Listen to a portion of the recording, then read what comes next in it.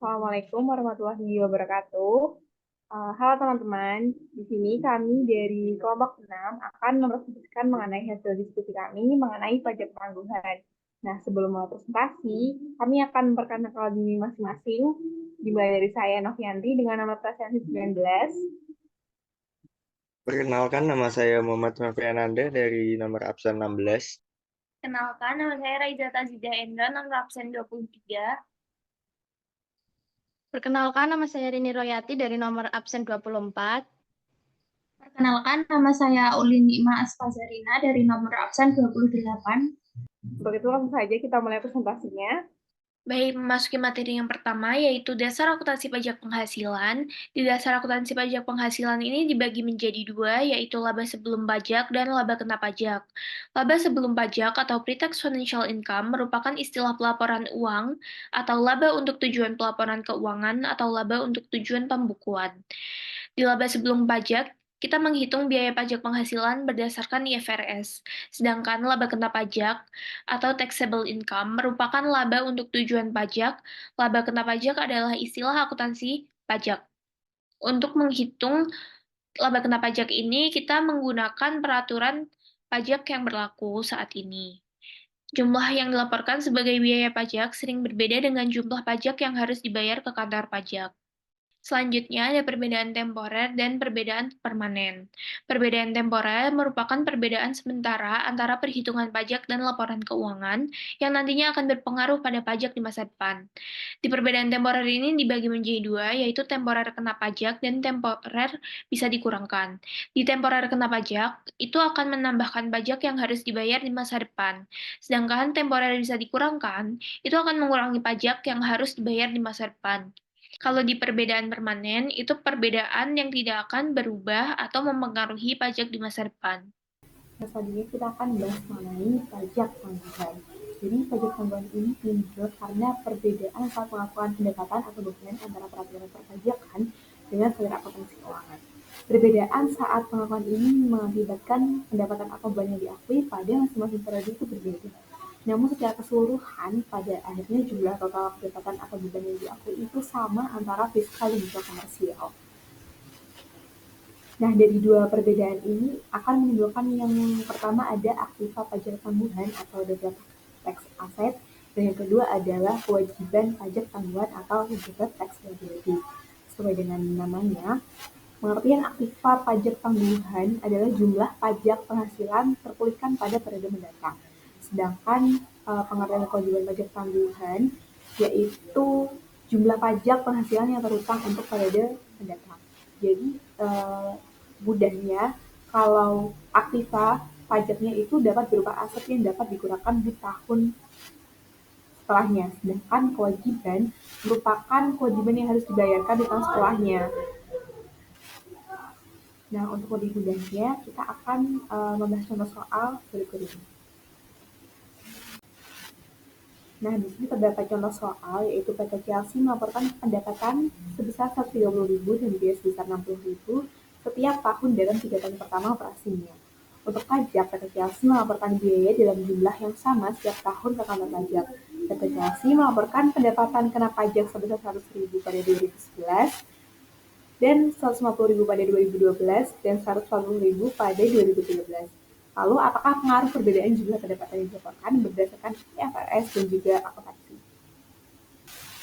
Nah, dari sini kita bisa melihat ya perbedaan bahwa menurut akuntansi, pendapatan yang dilaporkan itu sebesar 130.000 dan biaya sebesar 60.000 dalam 3 tahun operasi. Sedangkan menurut perpajakan, di tahun pertama pendapatannya itu hanya 100, tahun kedua 150, dan tahun ketiga 140. Nah, ini jadi karena yang kita sebutkan sebelumnya, karena adanya perbedaan pengakuan antara pendapatan dan juga. Kalau lebih jelasnya, kita akan masuk ke cara perhitungannya. Nah, bisa kita lihat di sini tabel dari pelaporan IFRS dan juga tabel dari pelaporan perpajakan, yang dimana terjadi perbedaan pengakuan pendapatan yang disebabkan karena perbedaan sistem pengakuan. Jika perusahaan itu mengakui pendapatan secara akrual, sedangkan secara perpajakan itu mengakui secara cash basis atau kapan uang itu benar-benar masuk dan keluar. Jadi di sini perusahaan itu mengakui telah terjadi penjualan dan mereka mendapatkan pendapatan sebesar 130.000.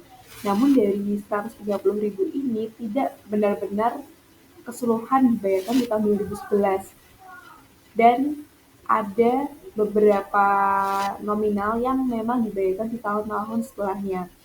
Nah, untuk di kasus ini pendapatan sebesar 100.000 ini sebesar 30.000-nya itu tidak langsung diterima di tahun 2011, namun sebesar 20.000 diterima di 2012 dan sebesar 10.000 itu diterima di tahun 2013. Maka dari itu pelaporan menurut perpajakan atau cash basisnya itu di tahun pertama 100.000, di tahun kedua 150.000 yang merupakan pendapatan di tahun 2012 itu 120.000 dan pendapatan yang diterima dari tahun 2011 itu sekitar 20.000 jadi 150.000. Begitu juga dengan di tahun 2013 140.000 ini dari pendapatan 2013 sesungguhnya 130.000 dan pendapatan yang dibayarkan untuk yang seharusnya dibayarkan di tahun 2011 sebesar 10.000, jadi totalnya 140.000. Nah, ini hanya soal perbedaan pengakuan saja. Untuk jumlah keseluruhan dari pendapatan selama 3 tahun ini tetap sama, yaitu sebesar 390.000. Nah, karena terjadi perbedaan pengakuan pendapatan, maka akan terjadi pula perbedaan pengakuan perpajakan antara perusahaan dan perpajakan.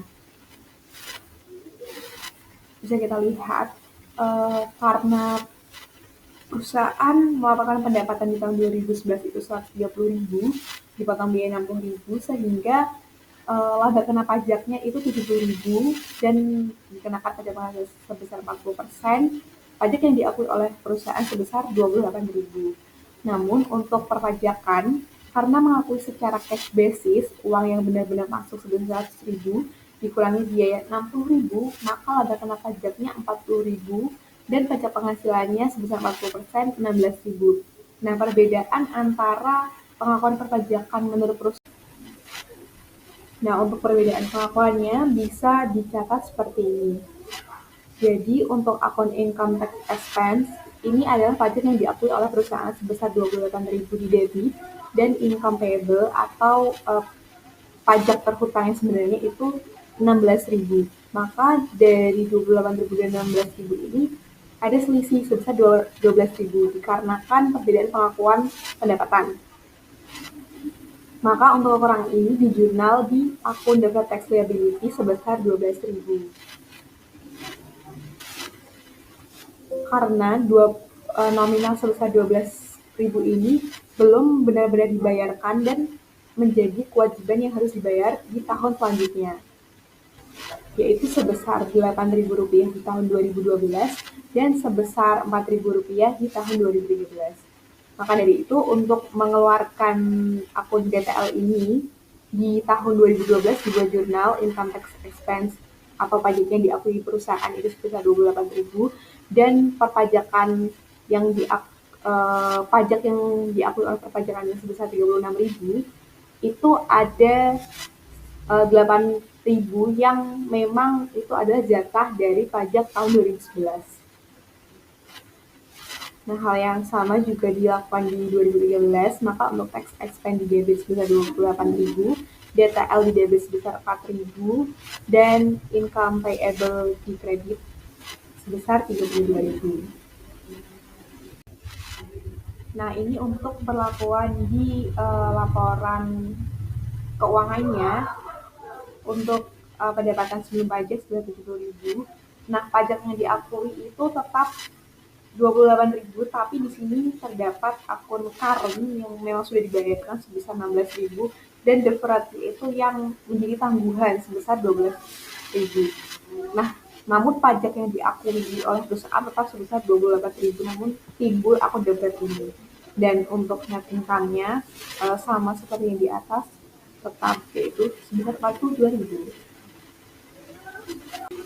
Nah, ini ada ilustrasi kedua atau contoh soal kedua, yaitu Han Company mengakui pendapatan sebesar Rp900.000 untuk tahun 2019 dan juga 2020 dan memiliki beban operasi sebesar Rp400.000.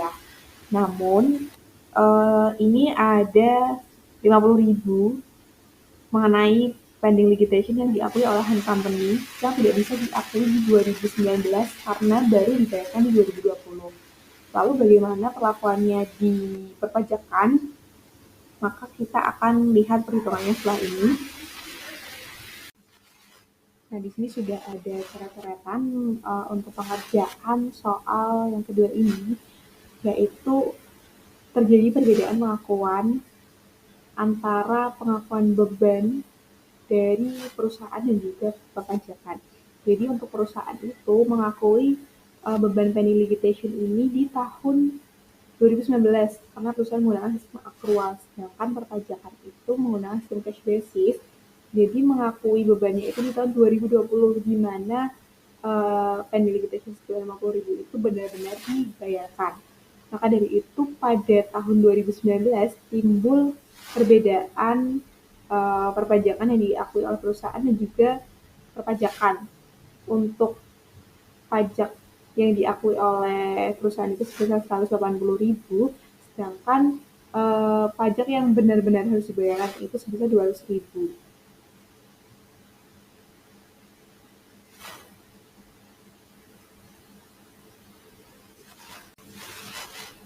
Nah, dan ini adalah jurnal yang dibuat di tahun 2019 oleh perusahaan, yaitu income tax expense di debit sebesar 180.000 dari pengakuan pajak yang diakui perusahaan sebesar 450.000 dikali 40% tarif pajak 180.000 dan income payable pajak yang benar disetorkan ke perpajakan sebesar 200.000 yaitu 500.000 kali 40%.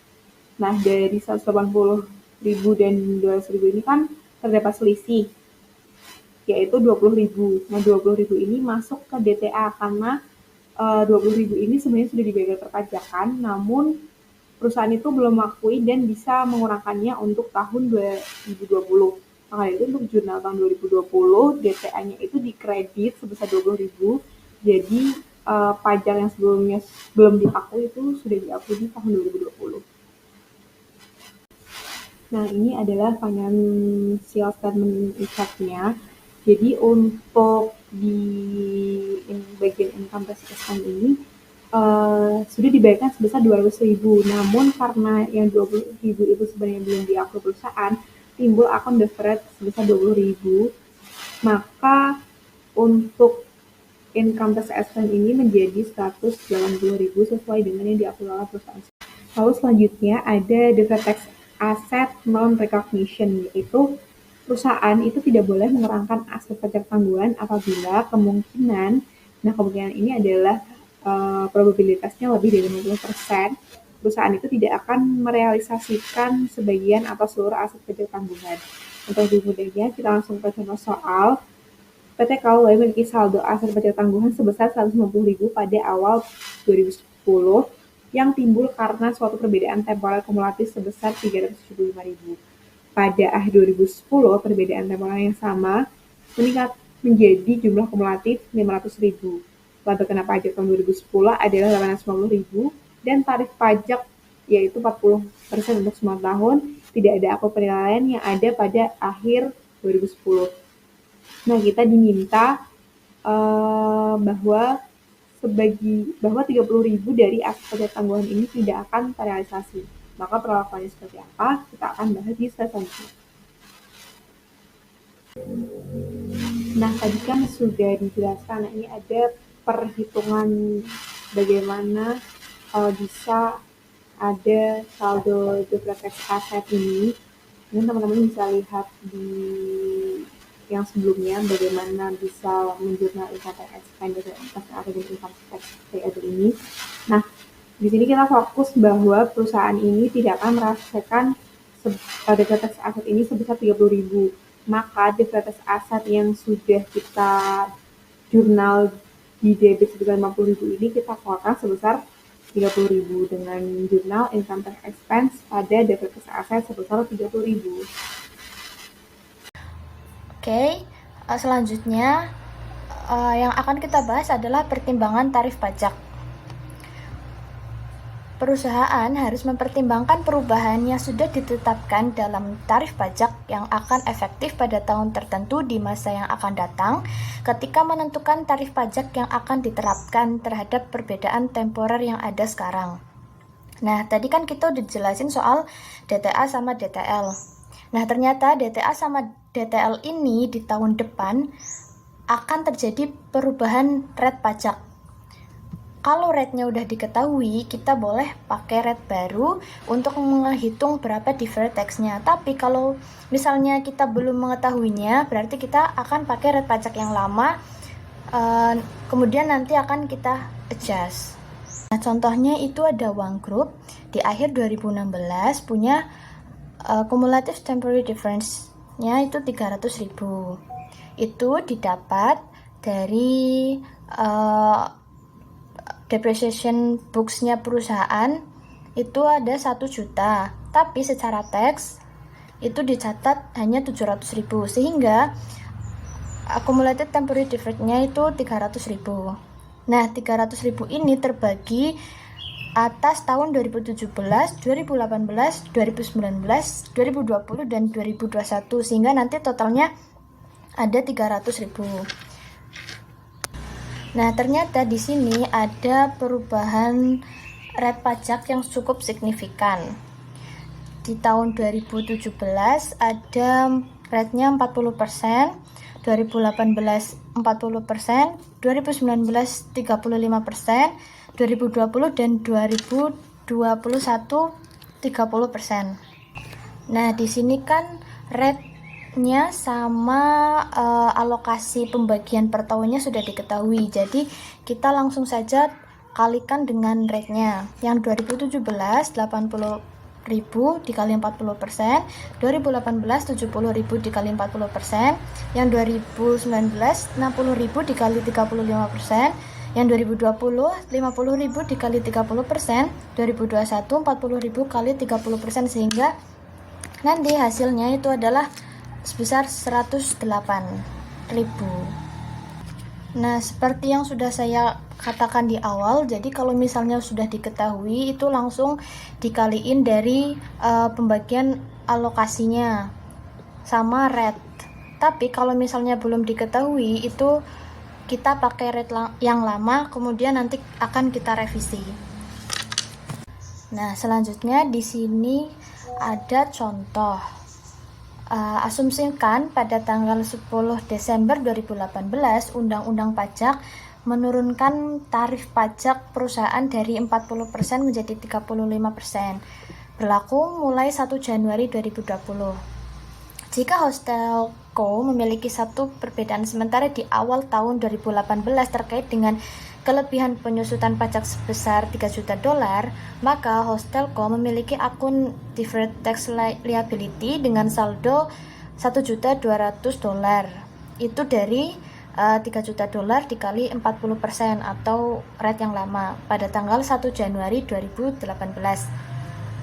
Jika jumlah kena pajak yang terkait dengan perbedaan ini dijadwalkan terjadi secara merata pada tahun 2019, 2020 dan 2021, kewajiban pajak tangguhan atau DTL-nya di akhir tahun 2018 adalah $1.100.000. Nah, maksudnya di sini itu tanggal 10 Desember 2018 tuh ada tax rate yang berlaku untuk perusahaan. Rate-nya itu berubah dari 40% turun menjadi 35% efektif tanggal 1 Januari 2020. Ternyata di awal tahun 2018 perusahaan sudah ada atau sudah diketahui DTL-nya dulu sebesar 3 juta. Tapi perusahaan kan belum mengetahui bahwa di akhir tahun 2018 akan terjadi perubahan rate yang dari 40% menjadi 30% yang efektif tanggal 1 Januari 2020. Nah, makanya untuk tahun 2018 ini perusahaan akan tetap pakai 3 juta dikali dengan 40% untuk menghitung deferred-nya. Sehingga deferred-nya itu adalah 1.200.000. Nah, tadi kan di soal disebutkan jika jumlah pajak yang terkait dengan perbedaan ini dijadwalkan terjadi secara merata pada tahun 2019, 2020, dan 2021. Sehingga 3 juta tadi kita ratakan menjadi 1 juta per tahun. Sehingga bukan lagi 3 juta dikali dengan 40%, tapi 1 juta dikali 40% untuk tahun 2019 dan 2 juta dikali sama 35% untuk tahun 2020 dan 2021. Sehingga nanti total akhirnya itu ada 1.100.000 atau total DTL-nya ya, bukan lagi 1.200.000. Nah, tadi kan anggapannya di awal tahun perusahaan itu udah terlanjur melakukan pembebanan untuk deferred tax-nya. Tapi ternyata ada rate yang berubah dan baru diketahui setelah sudah terjadi pencatatan. Nah, makanya di sini ada yang namanya revision atau revisi. Nah, revisinya kita itu akan membuat deferred tax liability-nya berkurang. Tadi kan kita mencatatnya 1.200.000. Ternyata yang harus kita deferred kan hanya 1.100.000. Sehingga deferred tax liability-nya yang berkurang itu 100.000. Itu dari selisih antara 1.200.000 dan 1.100.000. Kemudian kita jurnal deferred tax liability di debit 100.000 dan income tax expense di kredit sejumlah 100.000.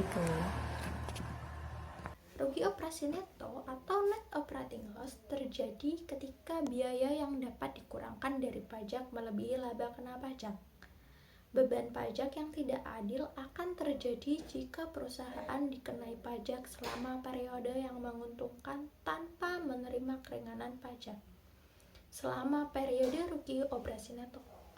Rugi operasi neto memiliki dua jenis kerugian, yaitu kerugian carryback dan kerugian carry forward. Nah, aku mau menjelaskan mengenai kerugian carryback terlebih dahulu. Kerugian carryback atau loss carryback merupakan perusahaan dapat membawa rugi operasi neto 2 tahun ke belakang dan menerima pengembalian pajak penghasilan yang dibayarkan pada tahun-tahun tersebut. Perusahaan harus menggunakan kerugian tersebut pada tahun sebelumnya dan kemudian ke tahun kedua. Jika masih ada kerugian yang tersisa setelah carryback 2 tahun, perusahaan dapat meneruskan kerugian yang tersisa tersebut sampai 20 tahun ke depan untuk menghapus laba kena pajak di masa depan. Nah, untuk lebih jelasnya aku sudah menyiapkan contoh soal. Misal, perusahaan Groh memiliki laporan keuangan dari tahun 2015 sampai tahun 2018. Di tahun 2018, perusahaan Groh mengalami kerugian sebesar 500.000 dan dia akan melakukan carryback. Nah, carryback kan hanya bisa dilakukan dengan 2 tahun, yaitu tahun 2016 dan tahun 2017. Kita akan memasukkan income di tahun 2015 sampai tahun 2018, yaitu sebesar tahun 2015 sebesar 50.000, tahun 2016 sebesar 100.000, tahun 2017 200.000, dan tahun 2018 dengan kerugian 500.000. Nah, kita kan bisa melakukan carryback selama 2 tahun ke belakang, yaitu di tahun 2016 dan tahun 2017. Nah, jadi kita bisa meminjamkan income dari tahun 2016 dan tahun 2017, yaitu sebesar 100.000 dan 200.000. Sehingga di tahun 2018 kerugian kita masih tersisa 200.000. Nah, pajak di tahun 2016 dan 2017 bisa kita refund, yaitu pajak di tahun 2016 sebesar 30.000 dan pajak di tahun 2017 sebesar 80.000. lalu kita bisa jurnal dengan income tax refund receivable sebesar 110.000 di sisi debit dan income tax expense sebesar 110.000 di sisi kredit. Kita bisa membuat income statement di tahun 2018. Nah, kita masukkan kerugian di tahun 2018 sebesar 500.000 dan kita masukkan carry back di tahun 2016 dan tahun 2017 sebesar 110.000, sehingga kerugian kita masih 390.000. Nah, itu penjelasan dari aku mengenai carry back. Selanjutnya kita membahas mengenai kerugian carry forward. Perusahaan dapat melepaskan kerugian carry back dan hanya menggunakan opsi kerugian carry forward untuk menyalin hapus laba kena pajak di masa depan sampai 20 tahun. Nah, tadi kan carry back itu hanya bisa menghapus selama 2 tahun ke belakang. Nah, kalau carry forward bisa menghapus 20 tahun ke depan. Perusahaan menggunakan carry forward untuk menyaling hapus laba kena pajak di masa depan. Pengaruh pajak dari kerugian carry forward merupakan penghematan pajak di masa depan. Nah, ini lanjutan dari soal tadi. Nah, kan di tahun 2018 kita masih memiliki kerugian sebesar 200.000, sehingga bisa kita menggunakan carry forward agar menutup kerugian di tahun 2018. Di tahun 2018 kita masih memiliki kerugian 200.000 dan dikalikan dengan tax rate sebesar 40%. Kenapa 40%? Karena di tahun sebelumnya, yaitu tahun 2017, kita menggunakan tax rate sebesar 40%, sehingga tahun 2018 menggunakan tax rate 40%. Nah, 200.000 dikali dengan 40% menghasilkan income tax sebesar 80.000 dan bisa kita masukkan ke dalam jurnal. Dengan deferred tax asset sebesar 80.000 di sisi debit dan benefit due to loss carry forward atau income tax expense sebesar 80.000 di sisi kredit. Setelah itu, bisa kita masukkan ke income statement untuk tahun 2018. Nah, kerugian di tahun 2018 bisa kita masukkan sebesar 500.000 dan pajak sebesar 110.000 yang telah kita gunakan dengan carry back dan 80.000 dengan carry forward, yaitu 190.000, sehingga kerugian kita masih sebesar 310.000. Kemudian ada laporan keuangan di tahun 2019 perusahaan growth. Di tahun 2019 keuntungan perusahaan growth sebesar 250.000 dan tax rate-nya sebesar 40%. Nah, kan tadi di tahun 2018 kita masih memiliki kerugian sebesar 200.000, sehingga kita bisa kurangkan kerugian tersebut dengan tahun 2019, sehingga penghasilan di tahun 2019 hanya 50.000. Nah, kerugian di tahun 2018 bisa kita kalikan dengan 40%, yaitu 80.000. Kemudian di tahun 2019 keuntungan sebesar 50.000 bisa kita kalikan 40% dan memperoleh income tax sebesar 20.000. Nah, setelah kita hitung income tax dari tahun 2018 dan tahun 2019, bisa kita sajikan jurnal dengan income tax expense di sisi debit sebesar 100.000 dan deferred tax asset sebesar 80.000 di sisi kredit dan income tax payable sebesar 20.000 di sisi kredit. Nah, setelah kita kurangkan tadi kan kerugian di tahun 2018 masih ada 200.000. Lalu kita kurangkan dengan keuntungan di tahun 2019, yaitu 200.000. Sehingga kerugian kita di tahun 2018 bisa tertutup dengan carry forward di tahun 2019. Nah, itu dari aku mengenai carry back dan carry forward. Kemudian ada cadangan penilaian direvisi. Perusahaan akan merealisasi aset pajak tangguhan tergantung apakah laba kena pajak yang mencukupi ada atau akan ada dalam periode kompensasi ke depan.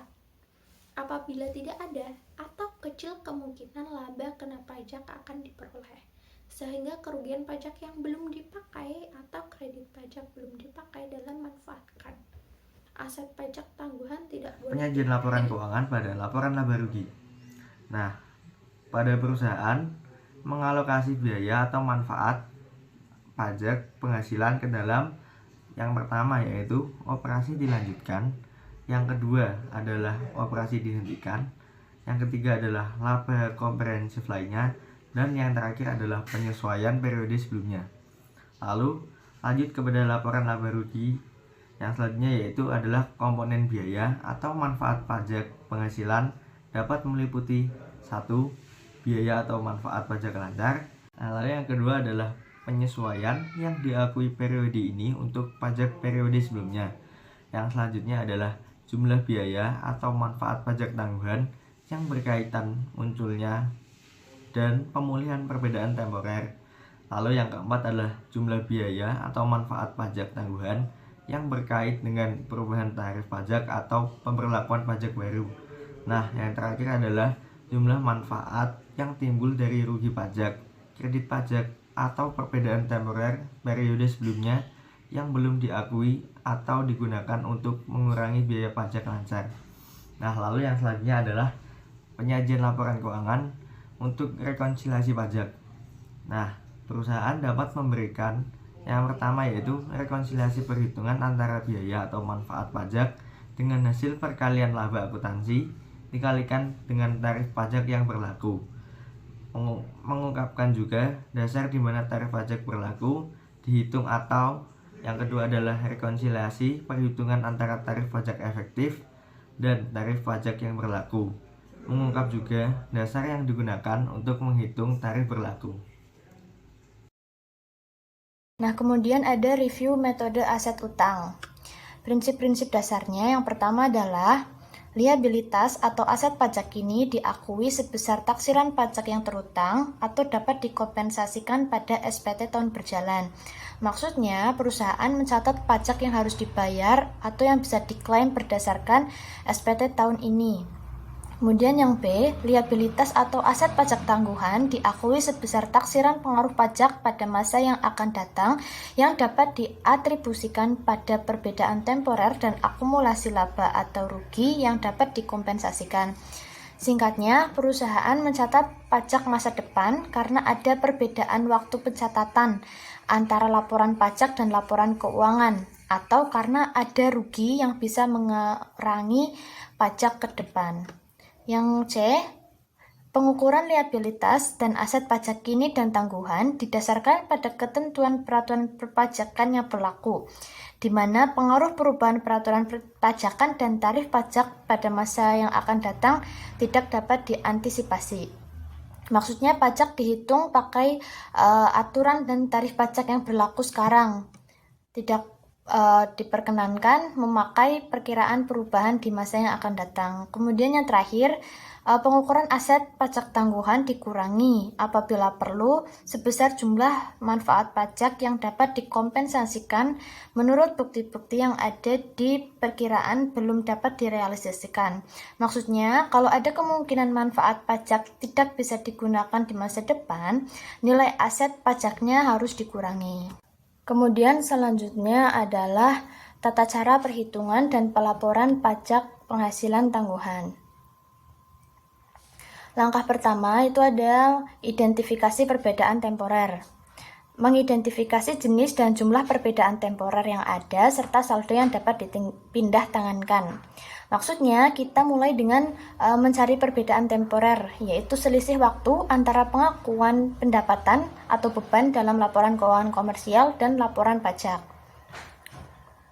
Kemudian, yang kedua ada pengukuran aset dan kewajiban pajak tangguhan. Setelah perbedaan temporer ditemukan, kita harus menghitung dampak pajaknya, yaitu yang sebelah kanan itu ada kewajiban pajak tangguhan. Mengukur kewajiban pajak tangguhan untuk perbedaan temporer yang dikenakan pajak menggunakan tarif yang sudah ditetapkan.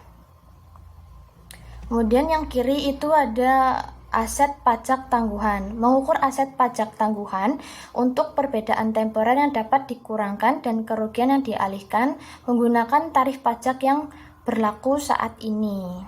Kemudian di bawahnya itu ada realisasi manfaat pajak. Jangan mengakui sebagian atau seluruh aset pajak tangguhan apabila besar kemungkinan manfaat tersebut tidak akan terrealisasi. Maksudnya, kalau perusahaan tidak yakin akan dapat laba di masa depan untuk memanfaatkan pengurangan pajak itu, lebih baik jangan diakui sebagai aset. Kemudian yang terakhir itu ada penyajian dalam laporan keuangan. Ada laporan posisi keuangan berupa aset atau kewajiban pajak tangguhan ditampilkan dalam bagian jumlah tidak lancar bersih, dan yang kedua ada laporan laba rugi, yaitu laporan beban pajak kini atau manfaat dan tangguhan. Hasilnya akhirnya adalah total beban pajak penghasilan. Bisa positif atau negatif tergantung kondisi. Kesimpulannya, metode aset utang ini adalah cara untuk menghitung dan melaporkan pajak penghasilan dengan memperhatikan waktu pengakuan pendapatan dan beban yang berbeda antar akuntansi dan pajak, baik yang berdampak saat ini maupun di masa depan.